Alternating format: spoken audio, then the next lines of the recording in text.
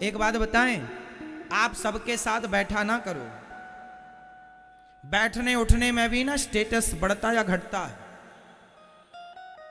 बोलो हाँ या ना। कैसे? आप शराबियों के बीच में बैठ जाइए, आप भले शराब मत पियो, मैं आपको शराबियों के बीच में बैठा हुआ मिल जाऊं, भले मैं शराब नहीं पी रहा हूं पर मैं बैठा हुआ मिल जाऊं, तो थोड़ी देर के लिए आप क्या समझेंगे? अरे महाराज जी शराबियों के साथ बैठे हैं, लेते होंगे। कहां दिमाग जाएगा? सीधा लेते होंगे। मतलब मैं सिर्फ बैठने से शराबी हो गया कि नहीं? बोलो हाँ या ना। आपका बेटा शराबियों के संग यदि बैठता है, भले नहीं पीता, पर समाज की नजर में वो शराबी माना जाएगा। भाई इसके संबंध शराबियों के साथ हैं, उठना बैठना शराबियों के बीच में पीता जरूर होगा, भले ना पीता हो। संगत से गुण आते हैं, संगत से गुण जाए। आप वैश्या के कोठे से निकल आए, आप भले उससे राखी बंधवाने गए थे किसी वैश्या से, लेकिन आप उसके घर से बाहर निकल आए और कोई आपको देख ले, फिर आप ये सिद्ध ना कर पाएंगे कि मैं राखी बंधाने गया था। जमाना निकलता हुआ देखेगी तो यही कहेगी गड़बड़ है। क्या प्रभाव पड़ रहा है? संगति का। आपको वैश्या के साथ किसी ने देखा नहीं, सिर्फ उसके घर से निकलते हुए देखा है, तो क्या प्रभाव पड़ा कि आप गलत हैं। और आप किसी मंदिर से निकल रहे हो और कोई देख ले, भले आप पूजा ना किए हो, भले आप कुछ ना किए हो, मंदिर से बाहर निकल रहे हैं, लोग कहेगा भाई बड़ा सज्जन है, कम से कम भगवान के द्वार पर तो आता है। आप यहाँ आए हैं सत्संग में, भले कथा ना सुने, पर कथा से बाहर जाएंगे, कोई आपको देखेगा तो कहेगा आप कथा सुन के आ रहे हैं, आप अच्छे हैं भाई, आप कथा सुन के आ रहे हैं। तो कुसंग में आपकी कीमत कम होती है, सत्संग से आपकी कीमत बढ़ती है। संगत से गुण आते हैं, संगत से गुण जाएं। नहीं, 101% पड़ता है प्रभाव सत्संग का, कुसंग का। आप सत्संग से जुड़े हैं तो आप अच्छे अच्छे विचार आएंगे, आप कुसंग से जुड़ जाएंगे आपके विचार गंदे हो जाएंगे। संगति मायने रखती, इसलिए आप सबके साथ उठा बैठा ना करो। आप ये देखा करो कि आपके संग उठने बैठने के लायक कौन है। जो गंदी बातें करते हो आप उनके साथ क्यों उठते बैठते हैं? आप भी गंदे हो जाएंगे। क्यों बात करें आप उनसे जो गंदी बातें कर रहे हो, जो गलत राह पर हैं। अब चोरों की संगति आप करने लग जाएंगे तो आपको क्या ईमानदार कहा जाएगा? आपको भी अरे चोरों के साथ हैं, चोर हैं। संगति अच्छा। आपके बच्चों को देखा करो वो किसके साथ उठते बैठते हैं। इसलिए संगति बहुत प्रभाव छोड़ती है। संगति कैकेयी मां बिगड़ गई संगति से, दुर्योधन बिगड़ गया संगति से। को न कुसंगति पाई न साई, कुसंगति पाकर कौन नहीं बिगड़ा। एक का नाम बताओ। संगत बहुत बड़ी चीज है। सोनार के घर का कचरा भी बिकता है, आपके घर का कचरा बिकता है? बोलो हाँ। सोनार के घर का कचरा बिकता है लाखों रुपए में, बोलो हाँ या ना। जहां सोनार बैठ के ना सोने की कटाई करता है, आभूषण बनाता है, तो सोने का काटने में जो उसके रेसे गिर जाते हैं, कुछ कण गिर जाते हैं, जिसमें उसका जो कचरा होता है वह लाखों का बिकता है। जो बड़ा सोनार है, बड़ा कारोबार, उसका लाखों का। तो सोनार का कचरा भी लाखों का है और तुम्हारा कचरा फ्री में नहीं लेने को तैयार है कोई। तो संगति, कचरा भी सोनार के घर का है तो कचरा भी कीमती है। संगत से गुण आते हैं। संगति उस कचरे ने सोनार की तो लोग कचरा भी कीमती हो गया। तो संगति से गुण आया ना, संगति से गुण गया ना। अच्छा ये बताओ, सोनार की तराजू में यदि मक्खी बैठ जाए तौलते समय सोना, तो बताओ वो मक्खी 2000-5000 की तो हो गई कि नहीं? भाई कितने रुपए तोला सोना है? माना कि 50,000 रुपए। क्यों मैया 50,000 है कि कम है? ज्यादा? तो सोना माना कि 50,000 रुपए तोला है। यदि 1 ग्राम की मक्खी हुई, माना कि मक्खी अच्छे खाते पीते घर की हुई, 1 ग्राम की हुई, तो 1 ग्राम मक्खी 50,000 के हिसाब से कितने की हो गई? है ना, 5,000 की हो गई, होगी मेरी मां। और यदि आधा ग्राम की मक्खी हुई तो 2500 की तो हुई। तो मक्खी यदि सोनार की तराजू में बैठ गई तो वह 2500 की हो गई, कीमत उसकी बढ़ गई। और वही मक्खी आलू टमाटर की दुकान में जाके तराजू में बैठी रहे, है उसकी कोई वैल्यू? सोनार की तराजू में मक्खी बैठ जाए तो उसकी कीमत होती है। और आलू टमाटर की दुकान में यदि मक्खी बैठी रहे तराजू में, कोई कीमत नहीं। तो संगति है, सोनार की संगति मक्खी कर ले तो उसकी कीमत।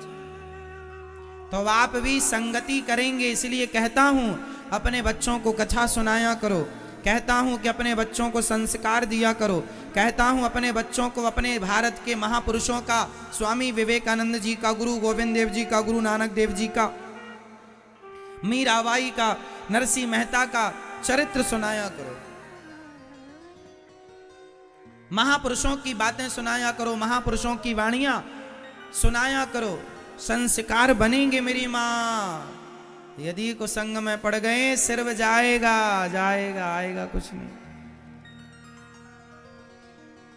संगत से गुण आते हैं, संगत से गुण जाएं, लोहा जड़ा जहाज में पानी में उतर आए।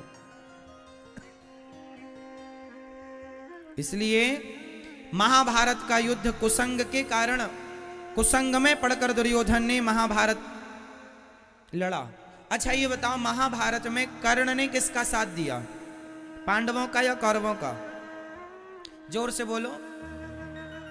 कर्ण ने किसका साथ दिया? किसका? कौरवों का। दुर्योधन का साथ दिया कर्ण ने, जबकि कर्ण किसके पुत्र हैं? किसके पुत्र हैं? कुंती के। अच्छा ये बात कर्ण को पता थी या नहीं कि मैं कुंती पुत्र हूं? ये बात पता थी या नहीं? महाभारत के समय पर पता थी कि नहीं, ये बताओ। महाभारत जब कर्ण लड़ रहे थे उस समय कर्ण को पता था कि मैं कुंती का पुत्र हूं या नहीं? उत्तर दो। पता था या नहीं? पता था। भगवान ने महाभारत युद्ध के पहले कर्ण को बता दिया था कि तुम पांडव पुत्र हो, तुम कुंती पुत्र हो, तुम पांडवों के बड़े भाई हो, बता दिया था। भगवान ने कहा था कि तुम पांडवों के पक्ष से युद्ध करो, पर उस कर्ण ने कहा मैं पांडवों की ओर से युद्ध नहीं करूं। तो जो आदमी भरी सभा में किसी नारी के कपड़े उतारता हो, उस नारी को निर्वस्त्र करना चाहता हो, उस आदमी का साथ देना सही है? आप लोग कैसे न्याय करता है? यदि आप जज होते तो क्या न्याय करते? देखो आप किस हिसाब से कह रहे हैं, मैं आपकी भावनाओं को समझ रहा हूं। आप ये कहना चाह रहे हैं कि कर्ण ने अपनी दोस्ती निभाई है, कर्ण ने अपनी मित्रता निभाई है। आप इस हिसाब से कह रहे हैं कि कर्ण सही है दुर्योधन का साथ देकर। परंतु आपको यहां भी एक विचार करना चाहिए, क्योंकि उसने आपको वंग देश का राजा बना दिया, आपके दोस्त ने आपको कहीं का राजा बना दिया, तो आप उसके एहसान तले दब गए। माना कि दब गए, आप उसका साथ दें, माना कि, पर फिर भी गलत करेगा तो आप क्या उसका साथ इसलिए देंगे कि इसने हमें राजा बनाया था? अरे तो समाधान तो यह था कि भाई साहब अपना राज्य ले ले, मैं तेरे गलत में साथ नहीं दूंगा। तू मुझे राजा बनाकर और गलत करेगा और ये उम्मीद करेगा कि मैं गलत का साथ दूं, ये कैसा न्याय है? ये कैसी दोस्ती है? यदि इसका नाम दोस्ती है तो फिर आज दोस्त गलत करे तो दोस्त साथ दे, तो वो सही कैसे हो सकता है? किस हिसाब से सही हो सकता है? भरी सभा में कर्ण ने कहा था कि द्रौपदी तेरे 5 पति हैं, छठा मुझे बना ले, जैसे 5 वैसे ही 6। क्या ये बात कर्ण जैसे महापुरुषों के मुंह से शोभा देती है? बोलो, शोभा देती है साहब? आप कह रहे हैं कर्ण ने सही किया, मतलब आप ये कह रहे हैं कि जो भरी सभा में एक नारी के कपड़े उतारता है उसका साथ देना सही है।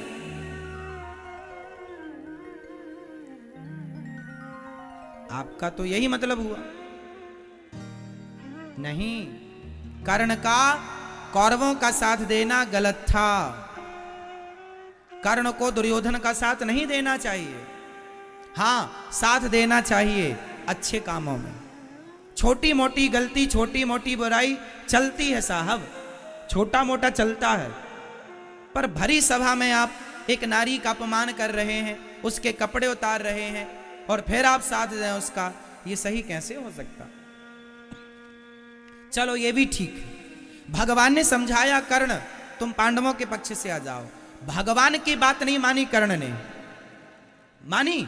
भगवान ने कहा था तू पांडवों का साथ दे या फिर युद्ध मत कर, या तो पांडवों का साथ दे वरना दोनों पक्ष से युद्ध, सरेंडर कर दो अपने आप को, दूर चले जाओ, किसी के पक्ष से युद्ध ना कर। नहीं, मैं करूंगा क्योंकि मैं धनुर्वीर हूं ना, मैं दिखाऊंगा कि मैं कितना बड़ा धनुर्धर हूं, अर्जुन को मारूंगा। हे कुंती माता, आई बेटा मुझे मेरे बेटों की भिक्षा दे दे। हाँ मां, तेरे 5 बेटे रहेंगे जिंदा, क्योंकि कर्ण की इच्छा थी, इतना ईर्ष्या थी अर्जुन से कि वो अर्जुन को मार करके अपने आप को सर्वश्रेष्ठ योद्धा बनाना चाहते थे।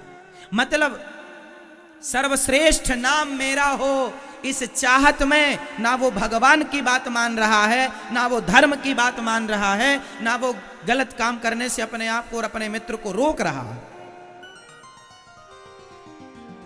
ये कैसी परिभाषा है भाई साहब मित्रता की?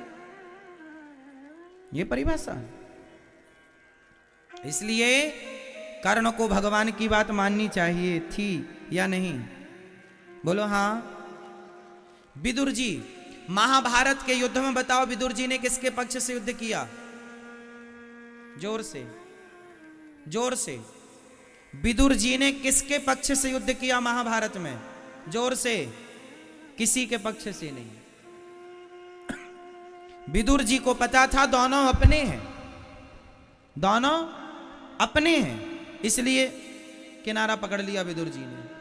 कर्ण को भी यही करना चाहिए था, दोनों पक्ष से। इसलिए जब पितामह भीष्म सेनापति बने ना, तो भीष्म पितामह ने कहा था जब तक मैं सेनापति हूं कर्ण युद्ध नहीं करेगा। आपको पता है 10 दिन तक कर्ण युद्ध से वंचित रहा। जैसे ही भीष्म पितामह को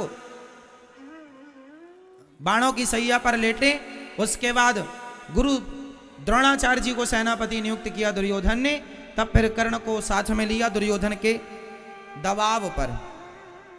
और जब गुरु जी गए तो कर्ण को सेनापति नियुक्त किया गया। मतलब कर्ण अच्छे आदमी हैं, कर्ण दानवीरों में श्रेष्ठ दानवीर हैं। कर्ण जैसा दानी न भूतो न भविष्यति, कर्ण जैसा दानी कोई नहीं है। पर कर्ण जी से जो गलतियां हुई हैं वो गलतियां आपसे ना हो। गलतियां क्या हो गई?